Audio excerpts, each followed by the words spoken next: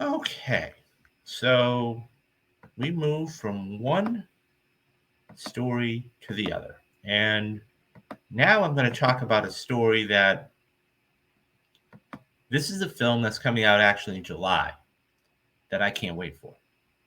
And it's coming out in the middle of July. And I'm talking about Oppenheimer. Oppenheimer is one of the most, it's not only going to be one of the biggest films of the summer, but it's everything about this film says it's going to be huge. And it is going to be huge, literally and figuratively. And I'll get to the story in a minute. Nolan is one of the greatest filmmakers, I would say, of the past 25 years. Um, we have Dad here. It's kind of blatant as to why they added it to Disney Plus. I don't think they have faith in Indy 5 will do well. So, oh no, you're absolutely right. You're absolutely right. Let's call that for what it is. No, you're right, Dad. You are absolutely spot on. They're trying to create buzz, and which tells me this isn't going to go well for them. This isn't going to go well for them at all. Um, I said this the other day, The Flash, and I believe this. For the budget that it's had, for the amount of drama that has gone through, if that doesn't make $100 million opening weekend, I think it's going to be a failure. Now, I'm not saying the movie's going to be a failure. I'm thinking financially it's going to be a failure. That being said, this is one of those things too. This is the second movie this summer that you're going to have cost over $300 million to make. And it's one of those things where if you don't, I mean, you have to understand when that you have a budget that large, okay, you're talking about you have to make almost $800 or $900 just to break even, almost turn a profit. And I think that's going to be hard. I think it's going to be hard, really hard. So I agree with you wholeheartedly on that. So, Oppenheimer. Let's get back to Oppenheimer real quick.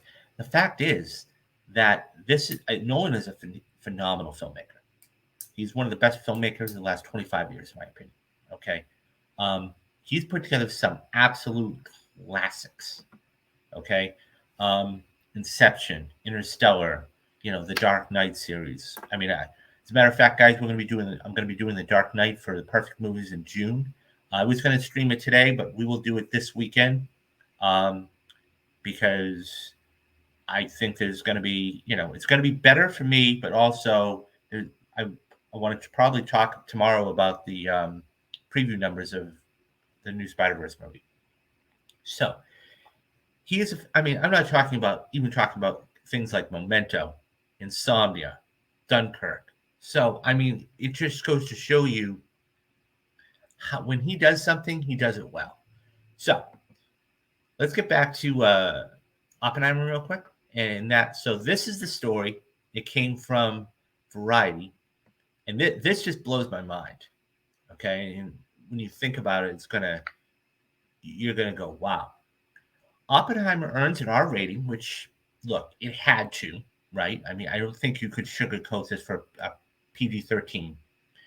But here's the kicker. The IMAX film print, there are 11 miles long and weighs 600 pounds. That's right, over half a ton. Christopher Nolan's Oppenheimer is officially rated R. Variety is confirmed with Universal Pictures. The film is Nolan's first for the studio since its lengthy tenure at Warner Brothers, where he directed such tentpoles as Interstellar, Inception, and The Dark Knight trilogy, which I was just making mention of. Oppenheimer will be Nolan's first rated R feature since the 2002's Insomnia, which was an underrated movie for him. If you haven't seen Insomnia, it stars Al Pacino, Hilary Swank, and Robin Williams. Fantastic movie. The director confirmed last month that Oppenheimer is the longest movie of his career, running just shy of the 3 hour mark. What does that mean for the prince of the film? The Associated Press reported that Oppenheimer is so long. Wait for it. How long is it? The prints of the movie are, quote, 11 miles of film stock, end quote. That, quote, weighs some 600 pounds, end quote, as is par for the course. Nolan shot the movie using large format film cameras. Universal Pictures has now made tickets available for the film in premium theaters, such as IMAX 70mm, 70mm, IMAX Digital, 35mm, Dolby Cinema, and many more. Nolan told the AP that the, quote, best possible experience, end quote, for Oppenheimer is this IMAX 70mm film format. However, that format only exists in 25 theaters across the United States. Some of the venues include the AMC Universal City Walk in Los Angeles, the AMC Lincoln Square in New York City, the Cinemark Dallas, the Regal King of Prussia near Philadelphia, and the AutoNation IMAX in Fort Lauderdale. The sharpness and clarity of the depth of the image is unparalleled, he said.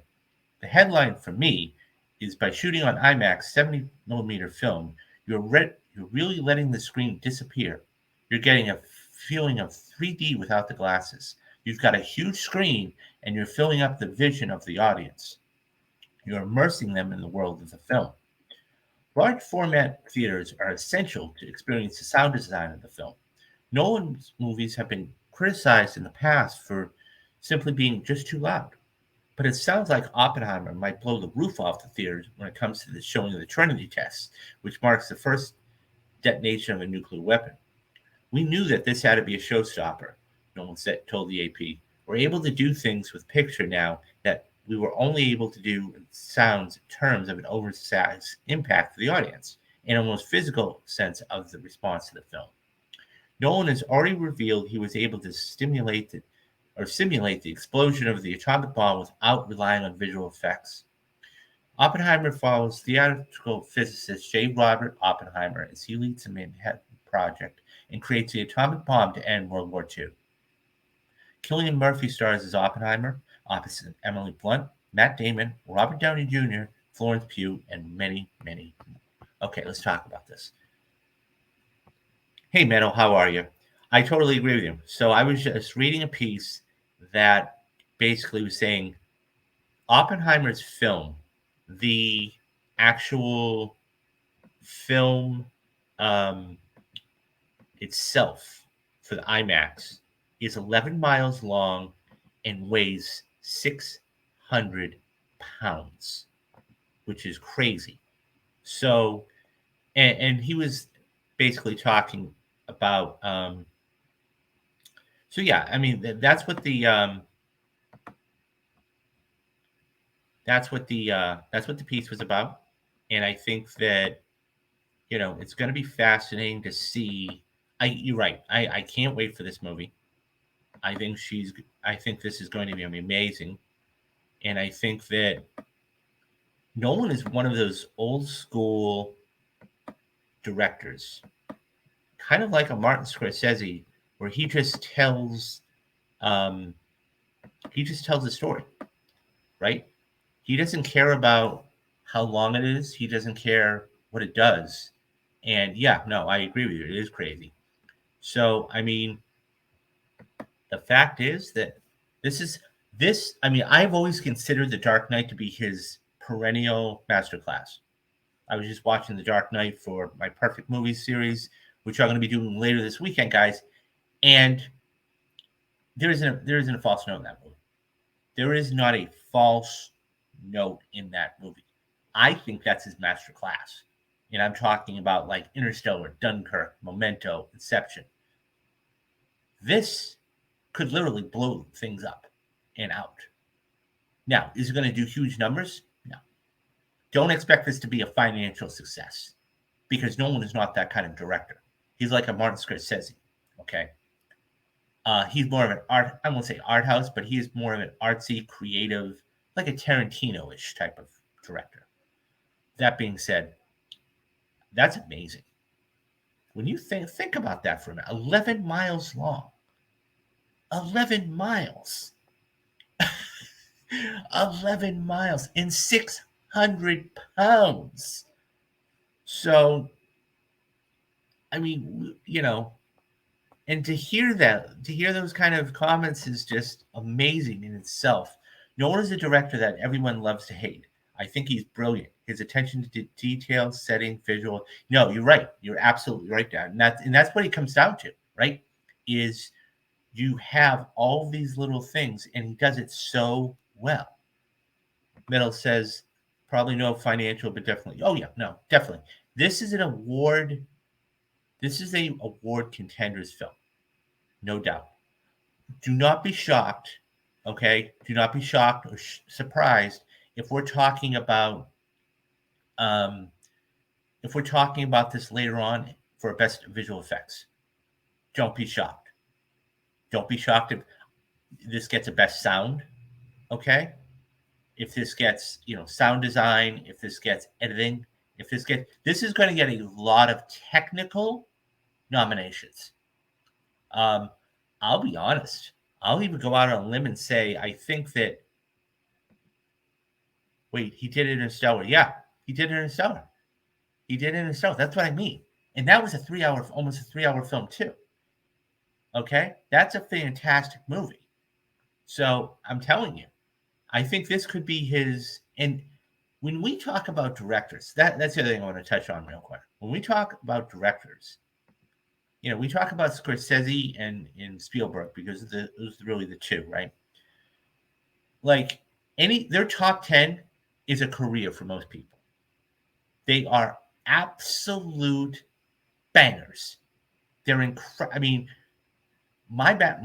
for me, his masterclass, Spielberg's masterclass is Schindler's List, but you could easily put up there, any one of the other films he's done, Saving Private Ryan, anything else.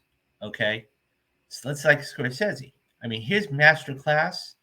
I mean, it's so hard, but his films, Raging Bull, Taxi Driver, Mean Streets. I mean, then you go in the Goodfellas, Casino, The Wolf of Wall Street. I mean, that's a career for most directors. No one's right up there. No one's right up there.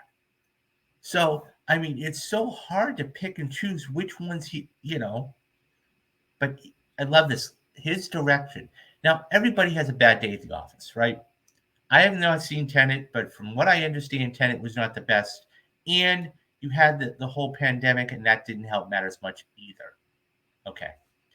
Um, I think that this is going to be an incredible movie, but I'm going to put it out there right now.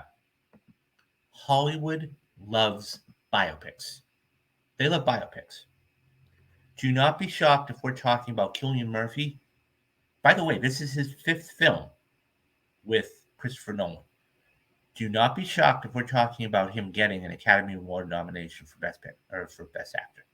He will be in the mix for a number of reasons. Number one, they love biopics. Love, love, love, love biopics. I mean, you can go back all the way to 40 years ago in 1983 when Ben Kingsley won for Gandhi. Okay. Or as recent as a couple of years ago with Raleigh Malek for Freddie Mercury. I mean, I can list quite a few of them. You've got The Eyes of Tammy Faye with Jessica Chastain. You have, Gary Oldman winning for the Darkest Hour. I can list a lot of them. That, I think, is going to be a nomination for Cillian Murphy. So, anyways, guys, what do you think about the length of the film and how much it weighs? It's pretty astounding, isn't it? But I want to get your thoughts. What do you think about that? Are you looking forward to it? And who are you looking forward to the most? Leave me your thoughts down in the comments, and I'll get back to everyone.